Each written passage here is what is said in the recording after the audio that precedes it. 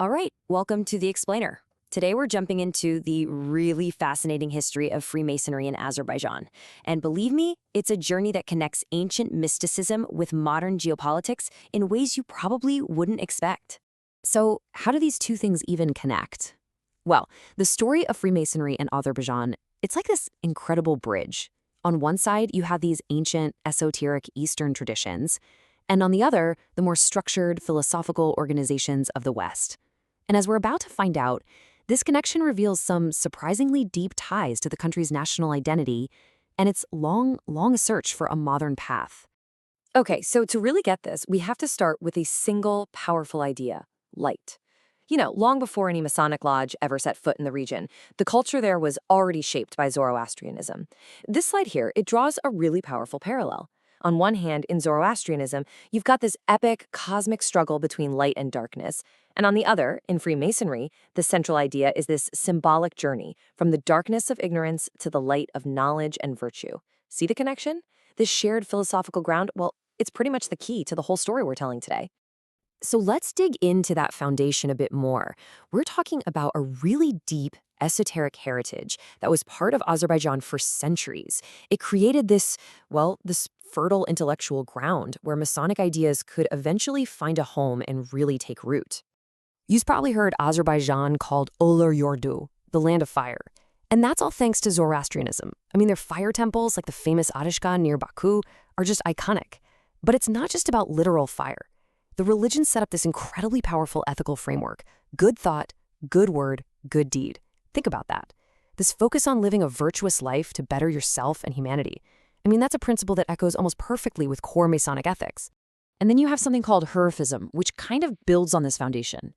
It was a mystical school from the 14th century that saw the entire universe hidden in the secret meanings of letters and numbers. It's a lot like how Freemasonry uses geometry and architecture as symbols to explore universal truths. But here's the kicker. Both traditions share this profound goal: the quest for the insan e kamil, the perfected or fully realized human. So this cultural comfort with deep symbolic language, it was absolutely crucial for what came next. Okay, so now we're going to pivot. We're moving away from those ancient philosophical roots and into the formal institutional arrival of Freemasonry itself. And this happens because the Russian Empire is expanding. It's pushing into the Caucasus, and it's not just bringing soldiers and bureaucrats, it's bringing Western ideas and new kinds of organizations with it. And this timeline here, it shows a really fascinating evolution. It all kicked off with Russian military officers back in the late 18th century. But by the mid-1800s, it had already evolved into these intellectual circles, places where people were discussing Enlightenment ideas. And then, fast forward to the end of the century, Baku is booming. It's a global oil hub. And Freemasonry becomes a key network for that new elite. The engineers, the big-shot businessmen, the intellectuals who were literally building a modern city from the ground up. Right, so this brings us to the early 20th century, and this is a time of huge change. All of a sudden, those Masonic ideals, liberty, equality, meritocracy, they're not just for philosophical debates anymore. They burst onto the political scene, getting deeply tangled up with Azerbaijan's growing movement for national independence. And a really key player in all this was a specific Masonic group called the Grand Orient of the Peoples of Russia, or VVR. Now, this wasn't your typical lodge. The VVR was openly political, very secular. Its main goal: to bring democratic reform to the Russian Empire. And of course, that lined up perfectly with what Azerbaijani independence groups like the Musavat Party, which literally means equality, were fighting for. It basically gave them an organized intellectual launchpad for their political vision. And if you need one person who perfectly embodies this mix of politics and esoteric networks, it's Alimardan Bey Topchubashov. He was a major leader of that first Azerbaijani republic, and he was also a central figure in the Prometheus movement, an international network that supported nations oppressed by the Soviets. And here's the thing.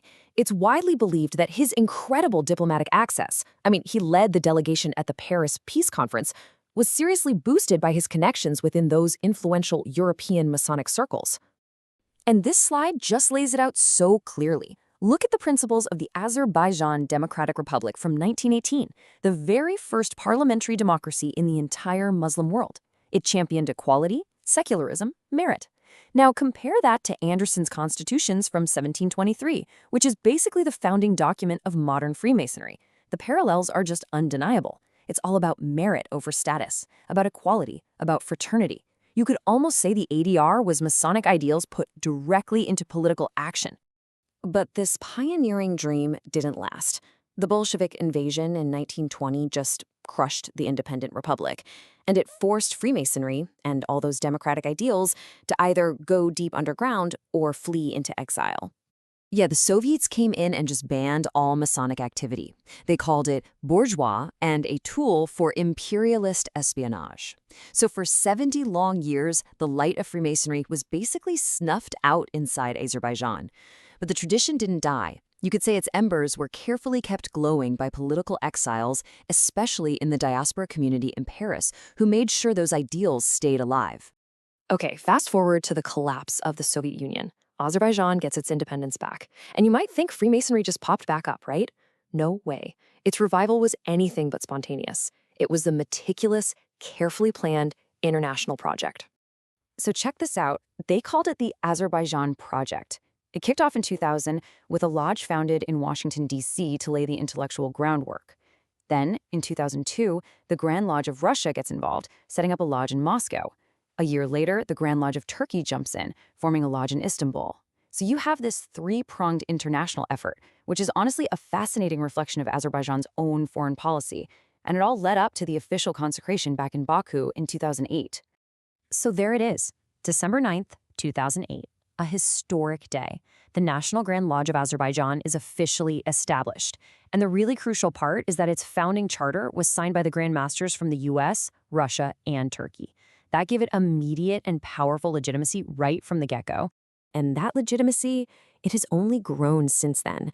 I mean, just look at this. In the last few years alone, the National Grand Lodge of Azerbaijan has gotten official recognition from all over the world. We're talking the United Grand Lodge of England, the oldest in the world, plus Scotland, Ireland, and major lodges across the United States. This basically cements its place as a full-fledged, respected member of the global Masonic community. So, okay, after this long, complex journey, what does all this history actually mean for Azerbaijan today, in the 21st century? Well, for one thing, the very DNA of modern Azerbaijani Freemasonry is totally unique. Its foundation was literally built on cooperation between American, Russian, and Turkish groups. Think about that. That makes it this fascinating little institution of soft power and intellectual diplomacy. It's almost a microcosm of Azerbaijan's own role as a geopolitical bridge. And today, its mission is really focused inward, on Azerbaijan itself. Through charity work and promoting ideals like merit, ethics, and social responsibility, the organization is actively trying to help build a modern civil society.